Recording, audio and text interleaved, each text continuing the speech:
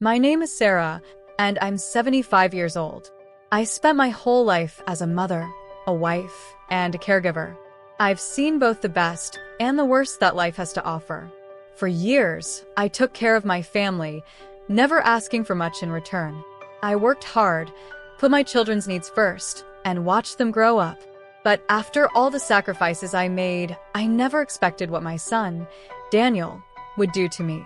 It all started on a sunny Saturday morning. I was sitting on the porch, enjoying my cup of tea, when Daniel came rushing in. He had that look in his eyes, the one that meant something was coming, something I wouldn't like. "Mom, we need to talk," he said, a forced smile on his face. "I've been thinking about the house."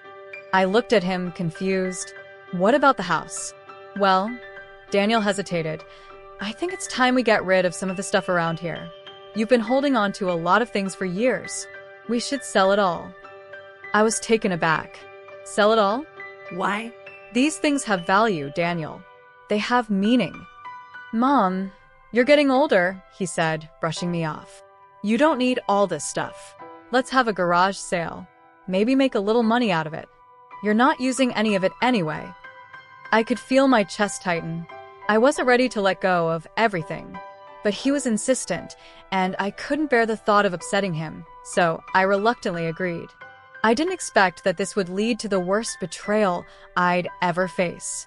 The day of the garage sale arrived, and I stood in the doorway, watching my son haul out boxes of my things. My antique furniture, my collection of china, the beautiful painting my late husband had bought me years ago, it was all being sold for a few dollars. It was like watching my memories being put on display like nothing more than junk. But what really made my blood run cold was the sign he put out front. Everything for $1. It wasn't just the value of the things that hurt. It was the thought that Daniel saw all these years of memories as worthless. I was worth nothing to him but a pile of old belongings. I walked outside, trembling. "Daniel, what is this?" I asked, trying to keep my voice steady. He turned around, clearly uncomfortable.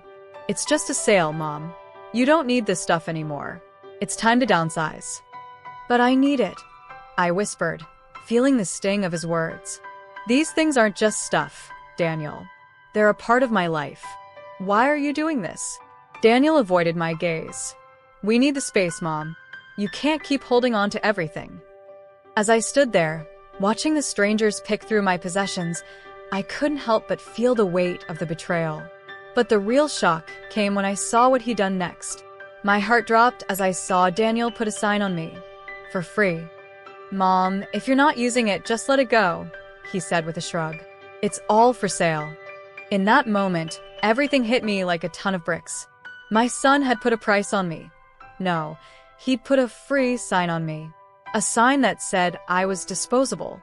I couldn't let this stand. I had given so much of my life to him, but he didn't see it.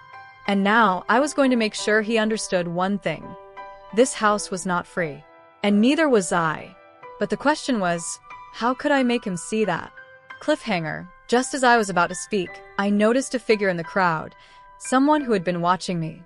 Someone I didn't recognize. My heart raced as they turned toward me with a knowing look in their eyes. Was I about to face something far worse than I'd ever imagined? I stood frozen, watching the stranger move toward me. My breath caught in my throat as they came closer, their face familiar yet unfamiliar all at once. It was a woman, maybe in her late 40s, dressed in a neat blue dress.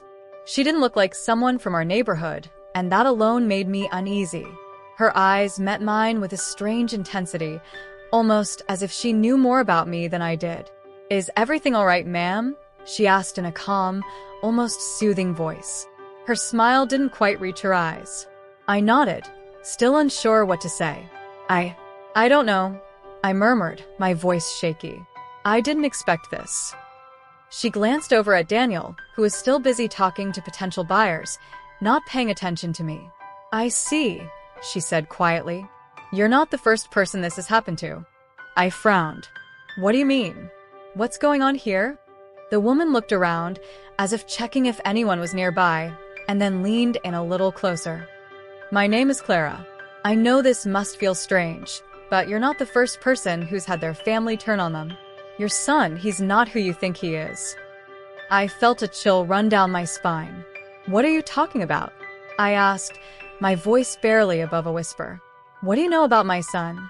Clara's eyes softened. Your son, Daniel. He's been planning this sale for months. He's been using you. I think you deserve to know the truth. And the truth is, he's been hiding something from you. You need to be careful. I took a step back, my mind racing. What truth? What is he hiding from me? But Clara didn't answer right away. She glanced at Daniel again, her gaze hardening, before looking back at me. This house you're standing in, it's not just any house. It's worth more than you realize. And Daniel, he wants to sell it. But not just to clean up your life. No, he's looking to sell it and keep the profits for himself. I couldn't believe what I was hearing. My own son, selling the house I'd lived in for decades, the house that held all of my memories? It didn't make sense. He knew how much it meant to me. He knew how much I loved it. I shook my head. No, Daniel wouldn't do that. He's my son. He wouldn't. Clara raised her hand to stop me. You've been good to him, I can tell. But I've seen this happen before, with families like yours. He's been planning to sell this house, put all the money in his pocket, and leave you with nothing. He didn't even bother asking you about it. He's been keeping you in the dark. I felt my legs wobble beneath me as the weight of her words sunk in. How could he do this to me? After everything I'd done for him, he wanted to sell the house, the home where I'd raised him, where I'd spent so many happy years. I thought he cared about me. But then, a thought crossed my mind, something I hadn't considered before. Was this all just about money? I looked back at Daniel, who was still busy talking to people, not even noticing the conversation I was having with Clara. My chest tightened as I realized how much I had been taken for granted. I had worked my whole life to provide for him, and this was how he repaid me? Why are you telling me this? I asked, my voice shaking with emotion. What do you want from me? Clara hesitated before speaking. I'm not asking for anything. I just want you to know the truth before it's too late. You have the power to stop this, Sarah, but only if you act quickly. My mind raced, trying to make sense of everything Clara had just told me. Could Daniel really be planning to take my home away from me? Could I have been so blind all this time? Then, Clara gave me one final warning before turning to leave. Your son doesn't deserve your trust anymore, Sarah. It's time you take control of your life back. As she walked away, I was left standing there, alone, in the middle of my front yard, surrounded by strangers picking through my things. The realization hit me like a slap in the face. It was all true. Daniel had taken me for granted, and now it seemed like he wanted to take everything I had. I wasn't going to let that happen. I couldn't. But what was I supposed to do? How could I take control of my own life again after all these years of trusting him? Cliffhanger. Just as I was about to make a decision, I felt a cold hand on my shoulder. I spun around to find Daniel standing behind me, his face unreadable. Mom, I think you've seen enough, he said, his voice flat. It's time to move on. The words hung in the air between us, heavy and cold. I felt my heart race as I looked into my son's eyes. How could he stand there, so calm, so collected, while I was reeling from the shock of what he'd just done? Move on, I repeated, my voice barely above a whisper. You want me to move on? Daniel didn't flinch. His eyes were steady, but there was an unmistakable hardness behind them. Yes, Mom. This is for the best. It's time for you to let go of all this. You're not using any of it anyway. I took a step back, my breath coming in shallow bursts. This was it, wasn't it? The moment I had been dreading for years. The moment my own flesh and blood stopped seeing me as a person, as a mother, and started seeing me as just an obstacle in the way of his plans. But I wasn't going to let this slide. Not now, not after everything. Let go? Let go of what? Daniel? Let go of my memories? Let go of my life? I shook my head, feeling the tears sting my eyes. Do you know how long I've worked for this house? How long I've built a life in it? And now you want to sell it for a few dollars? Daniel sighed, clearly irritated by my reaction. Mom, this isn't personal. It's just business. You're getting older. You can't take care of this house forever. I opened my mouth to protest, but he held up his hand, silencing me. Look, I've already made plans. I've talked to the buyers. This house is going to go one way or another. The words cut through me like a knife. How had he gotten so heartless? How had my own son become someone I barely recognized? I can't believe this, I whispered.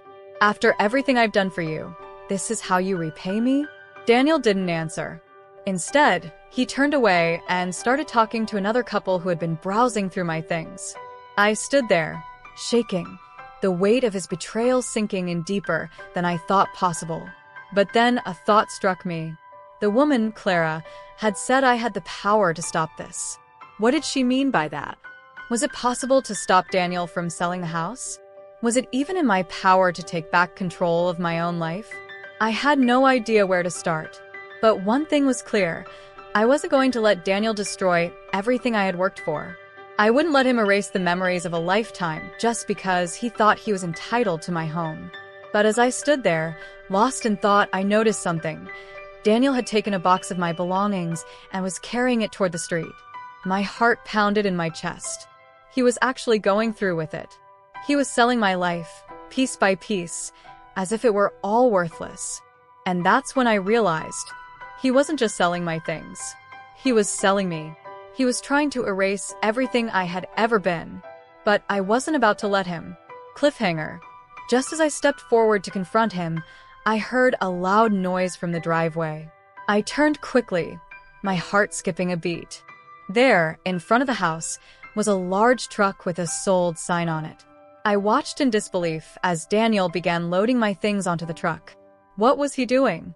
How far was he willing to go to destroy everything I loved?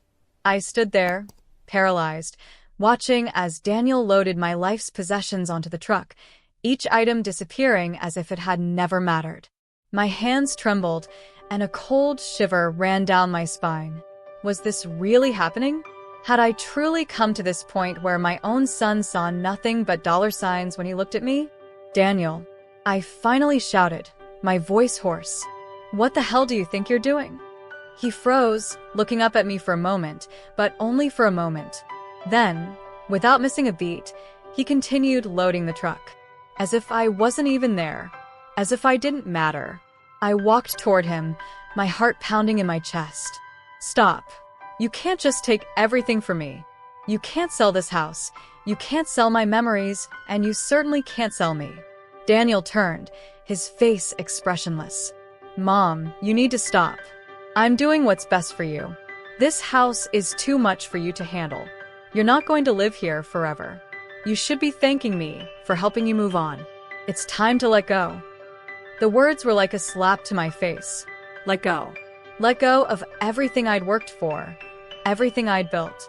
Let go of the woman I had been for years, the mother who had always given, always sacrificed, always loved.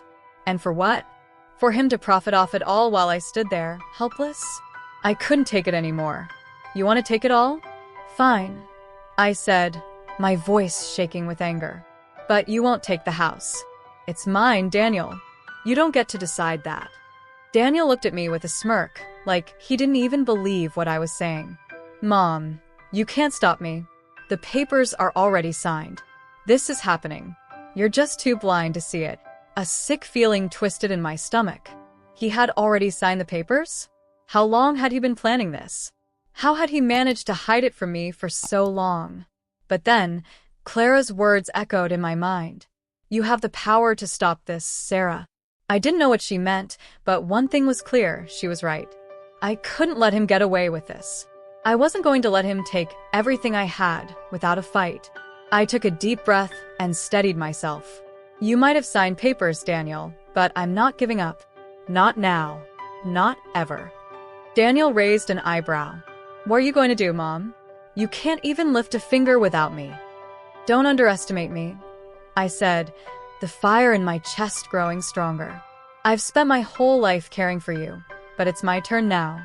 It's time for you to see what I'm capable of. I could see the doubt flicker in his eyes, but it was only for a split second. He quickly regained his composure, his smirk returning. Go ahead, Mom. Do your worst. But don't expect me to stick around for it. With that, he turned back to the truck and continued his work, but I wasn't going to let him walk away this time. I had a plan. I had to act fast.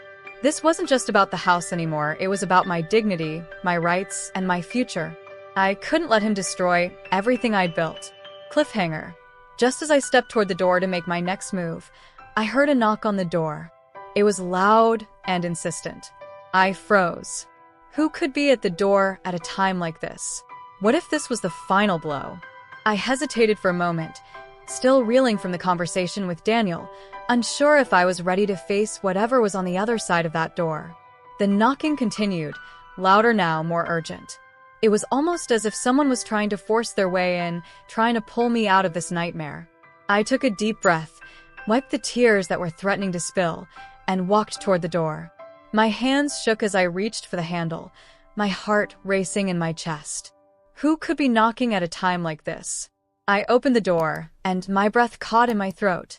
Standing in front of me was a man I didn't recognize, wearing a suit, holding a briefcase. His expression was serious, but there was something familiar about his presence. "Are you Sarah Matthews?" he asked, his voice firm. I nodded cautiously, trying to steady my nerves. "Yes, I am. Who are you?" "My name is David Blackwell," he said, extending his hand. "I'm an attorney representing the interests of your son, Daniel." The words hit me like a ton of bricks. "What is this about?" I asked, suddenly feeling a sense of dread wash over me. David didn't waste any time. "Your son has instructed me to handle the legal affairs concerning the sale of this property. I've come to deliver the final paperwork for you to sign." I stared at him in disbelief. "What paperwork? I don't want to sign anything.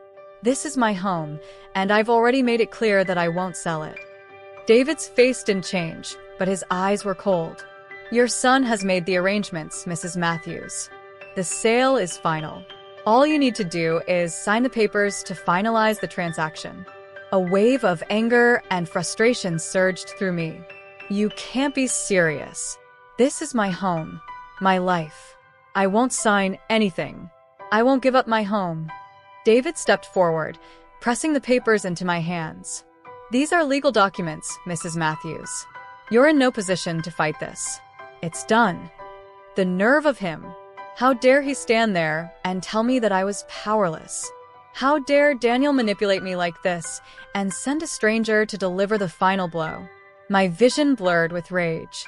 "I'll never sign those papers," I said, my voice trembling with fury. "I'll never let Daniel take everything I've worked for." David's lips curled into a thin smile, and I could see the pity in his eyes. "You don't have a choice, Mrs. Matthews. It's already in motion.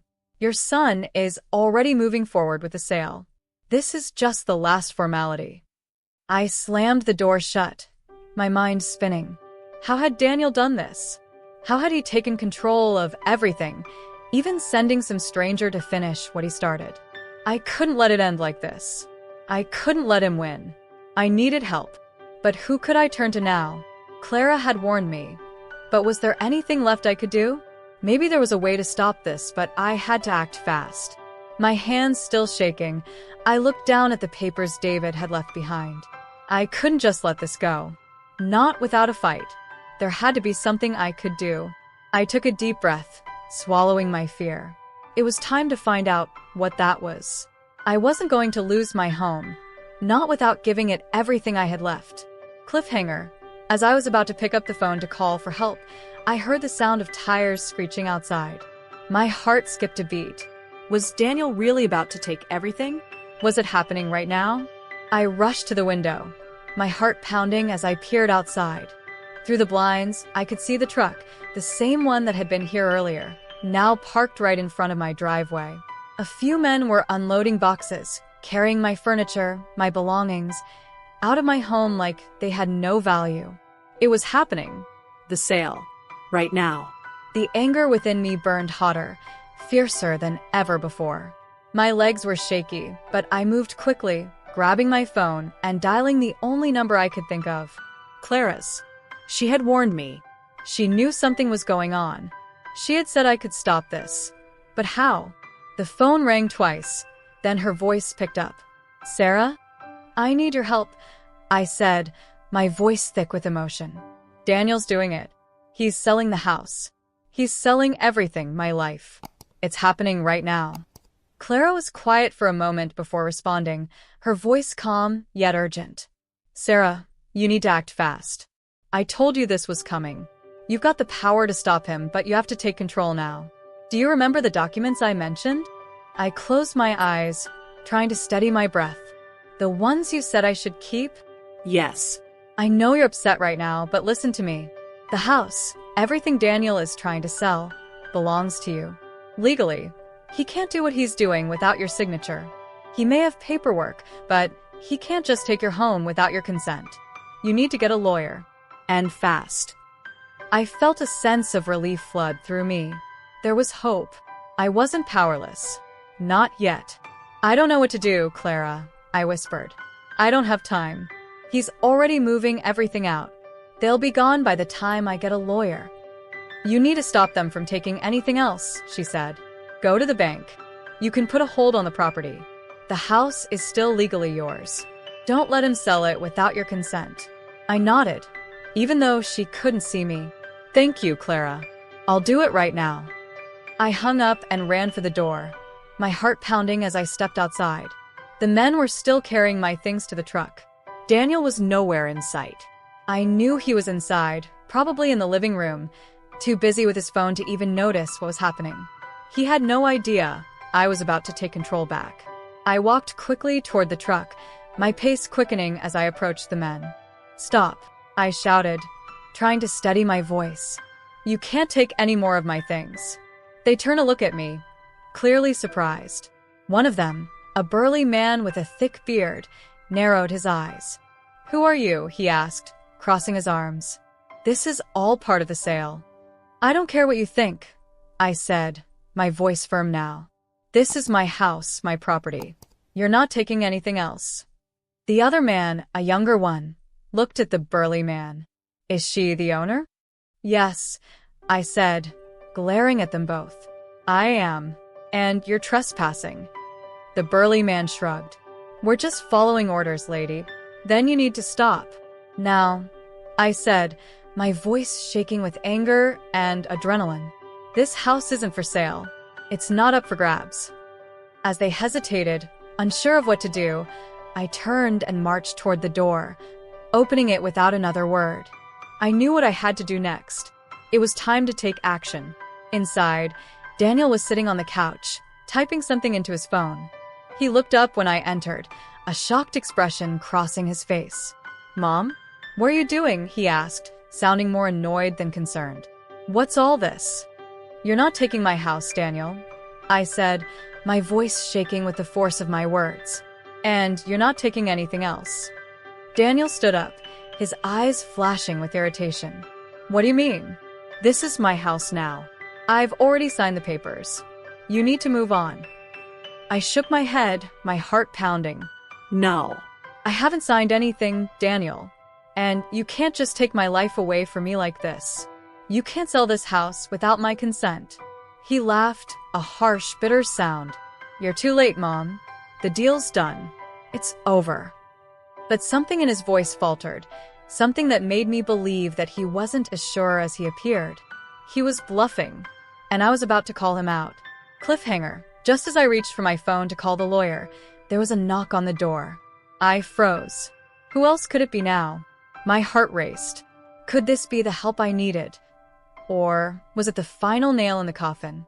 I stood there for a moment, heart racing, unsure if I was ready for whatever awaited me on the other side of that door. Daniel, too, looked at me with a mixture of frustration and confusion. He wasn't sure if I was bluffing, but there was something in his eyes that made me believe he knew the truth. I wasn't going to let him walk all over me anymore. The knock came again, louder this time. I couldn't stand the suspense. Who was it? The lawyer I'd called, or someone else I couldn't even begin to imagine. I took a deep breath and opened the door. Standing there was a woman in her early 40s, dressed in a sharp black suit.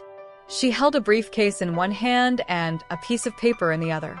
Behind her was a man in a uniform, He looked like a security guard or maybe even law enforcement. I didn't know who they were, but the serious look on their faces sent a shiver down my spine. For a moment, I just stood there, speechless. The world felt like it was spinning faster than I could keep up. "Mrs. Matthews?" the woman asked, her voice smooth but firm. "I'm Patricia Turner. I've been hired by your son to finalize the sale of this property." I felt the blood drain from my face. Another one of Daniel's hired hands. I wasn't sure if I should be furious or terrified. But I wasn't going to let this intimidate me, not now. Not after everything. Finalizing the sale? No.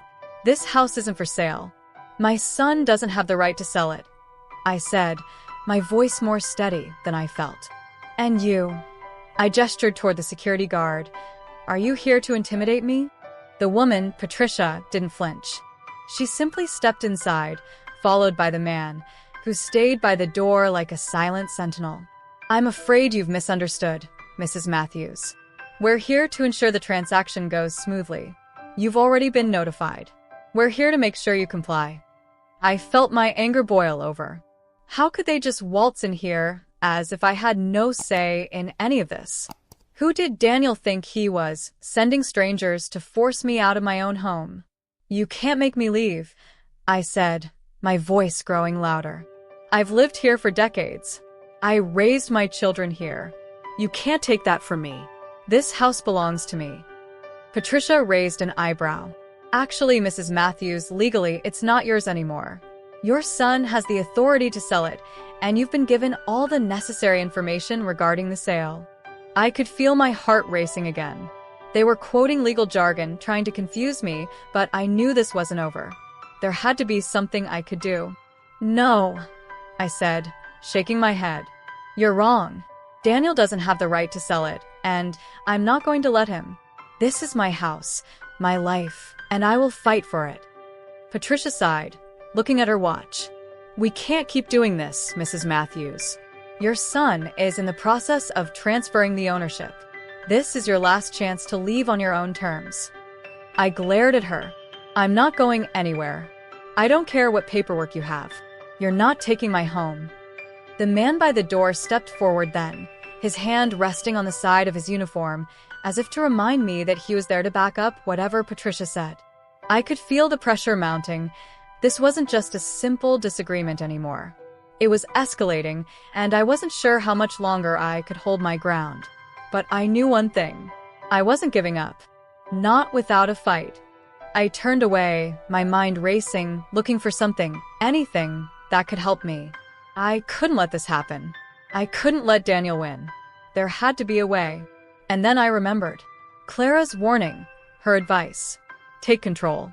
You have the power to stop this. But how? How could I turn the tables now that it felt like they were already so far ahead of me?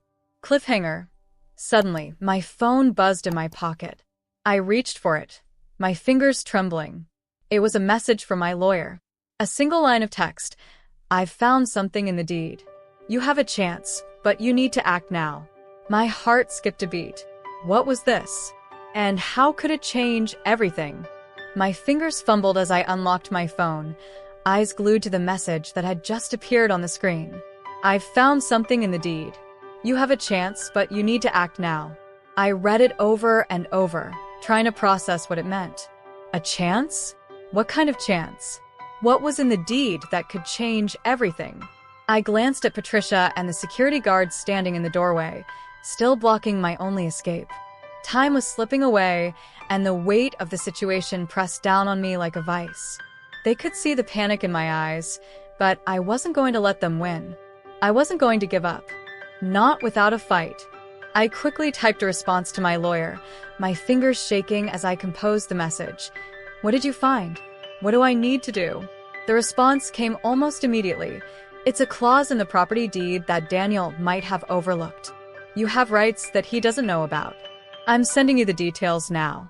We can use it to stop the sale." I felt a spark of hope flicker inside me. There was still a chance. I wasn't powerless. I could fight this, but I had to act fast. The moment the sale went through, it would be too late. "Is there something I can help you with, Mrs. Matthews?" Patricia's voice broke through my thoughts, cold and professional. She was watching me closely, probably waiting for me to break down. But I wasn't going to give her the satisfaction. I didn't respond immediately. Instead, I typed furiously, waiting for my lawyer's next message to come through. My mind raced. If Daniel had truly overlooked something, I could stop him. I could reclaim control of my life. I wasn't going to let him sell me out like this, like I was nothing. Just as I hit send, the phone buzzed again. This time, it was the lawyer's full response. The words were clear, Clause 5B. If you're the primary resident and sole owner for more than 10 years, the property cannot be transferred without your consent, regardless of what Daniel says. You're protected. A sense of relief washed over me, but it was short-lived. I still had to confront Daniel, and I had to do it now. I wasn't sure how long I could keep Patricia and the security guard at bay. I had no idea how much longer I had before Daniel signed the final papers and sealed my fate. I took a deep breath and walked to the door, opening it wide enough to see the men loading the last of my things onto the truck. I could hear them talking about schedules, about meeting the buyers. They weren't even concerned about me anymore. It was as if I was already out of the picture. I clenched my fists, the phone still clutched tightly in my hand. "Stop," I yelled, stepping into the driveway. "You can't take anything else. The sale isn't legal, and it's not going through." The men froze, looking at me with confusion. But it was Daniel's voice that sent a chill down my spine. "Mom, just let it go. It's done. It's over," he said, walking out from the house, his tone condescending.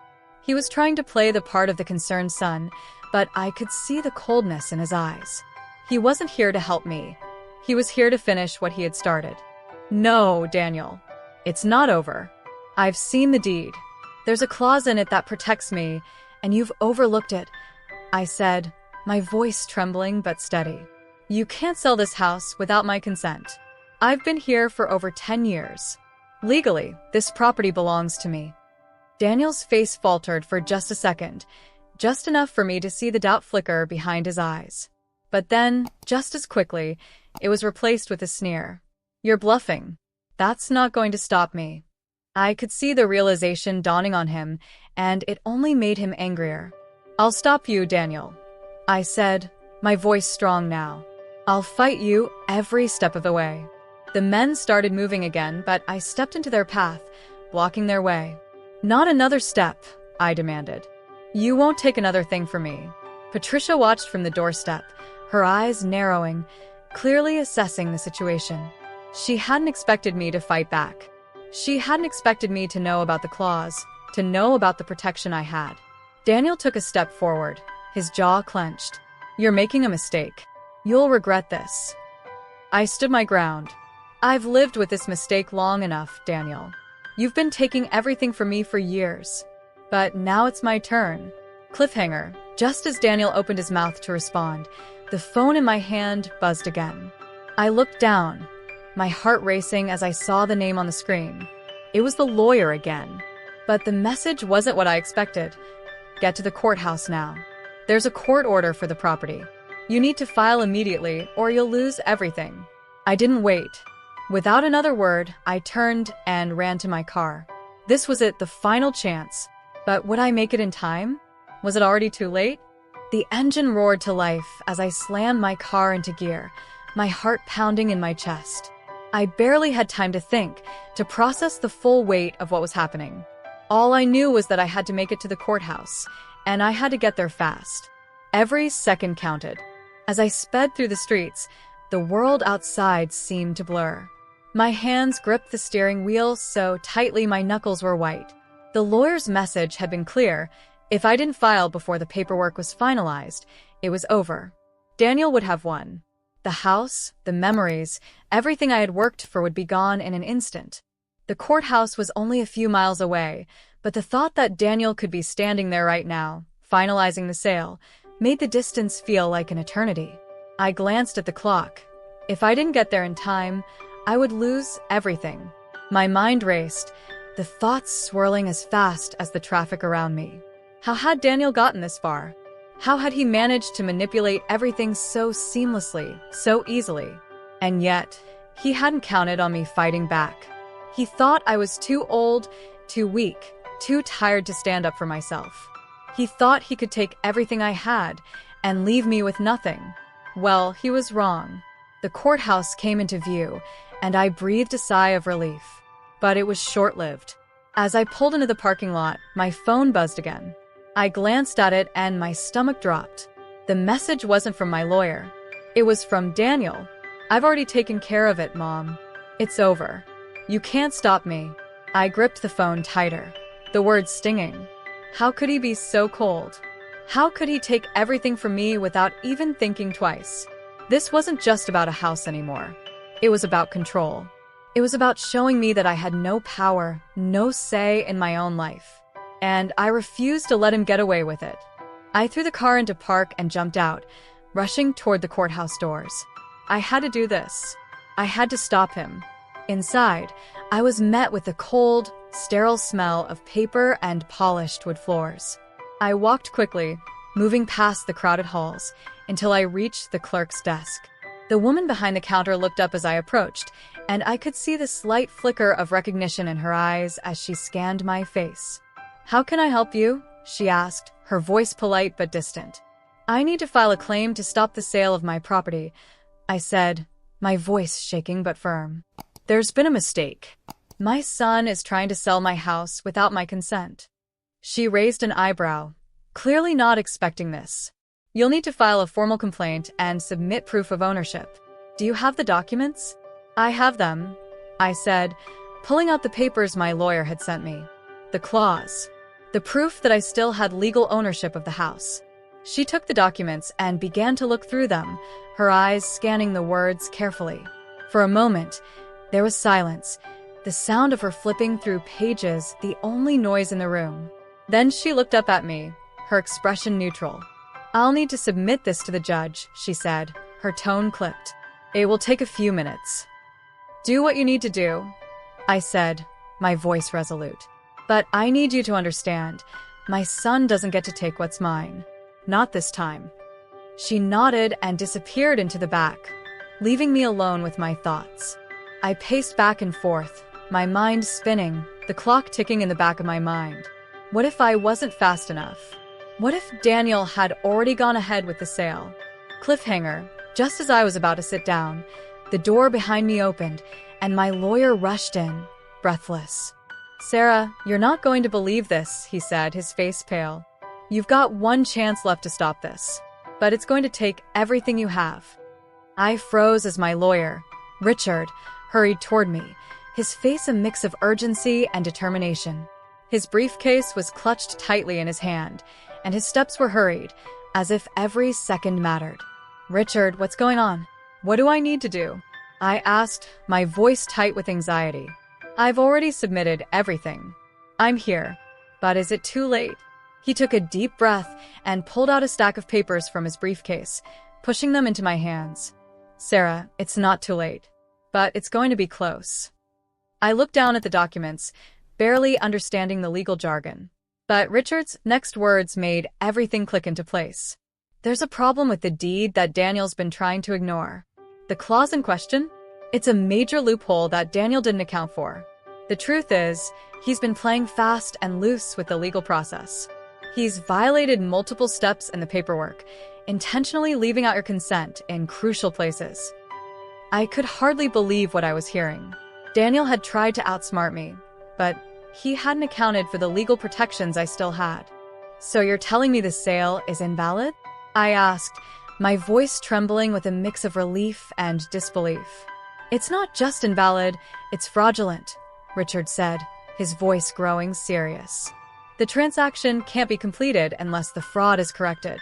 I've already filed a motion to halt the sale. But here's the catch. If Daniel tries to finalize it today, I need to move fast, or he'll have the upper hand. We're up against a tight deadline." I didn't need any more explanation. I could feel the fire reigniting in my chest. The past weeks of feeling powerless, like everything I had worked for was slipping through my fingers, all of it was building up to this moment. I wasn't going to let my son destroy me, not after everything I'd given him. I took a steadying breath. "Then let's move fast." Richard nodded and quickly turned to the counter, speaking with the clerk to expedite the filing process. I stood there, my mind racing. If we didn't act now, everything could still fall apart. But for the first time in weeks, I felt a glimmer of hope. "Here's the plan," Richard said after a few moments, walking back over to me. "We've filed the temporary injunction. It'll stop Daniel from going any further with the sale. But there's a catch. He'll likely fight this, and the case will go before a judge in the next 48 hours. You need to be prepared for a full courtroom battle." A cold wave of reality hit me. A courtroom battle? I had no idea what that would involve. What if Daniel pulled out all the stops? What if he brought in witnesses, more legal jargon, more tricks? Would I be able to fight back?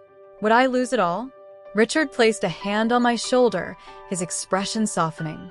"Sarah, you've already won the first round. But you're going to have to stay strong. This is your home, your future. Don't let him take it from you." I nodded, swallowing the lump in my throat. "I won't. I'll fight for it. I'll fight for my life, my memories. This is not how it ends." But as I said those words, a deep unease settled in my chest. What if I wasn't strong enough? What if the legal system wasn't on my side? Just as I was beginning to doubt myself, I heard a voice I never expected.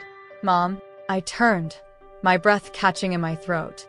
Standing at the door to the courthouse was Daniel. His face was red, eyes narrowed with anger, but I could see the flicker of uncertainty behind his eyes. "What are you doing here?" I demanded, walking toward him. Daniel didn't respond right away. He looked at me, then at Richard, then back at me. "I don't want this to go to court," he said, his voice low and bitter. "You're making a huge mistake. You know that, right? You're fighting me for nothing." I shook my head. "No, Daniel. I'm fighting for everything. I'm fighting for my home, for my dignity, and for my right to make decisions about my life." Daniel let out a bitter laugh. "You don't get it, do you? You never did." "Maybe I didn't," I said, stepping closer to him, my voice steady and resolute. "But I do now. You don't own me. You never did." Daniel's face twisted with rage. "You'll regret this. I'll make sure of it." With those words, he turned and stormed out of the courthouse, leaving me standing there with my lawyer, my heart racing. What had just happened? Was this the beginning of something new? Or was it the last time I'd see him? Cliffhanger. Just as I tried to steady my thoughts, my phone buzzed again. This time it wasn't from Daniel. It was from my lawyer, with one final message. "The judge has agreed to hear the case first thing tomorrow. Be ready for the fight of your life."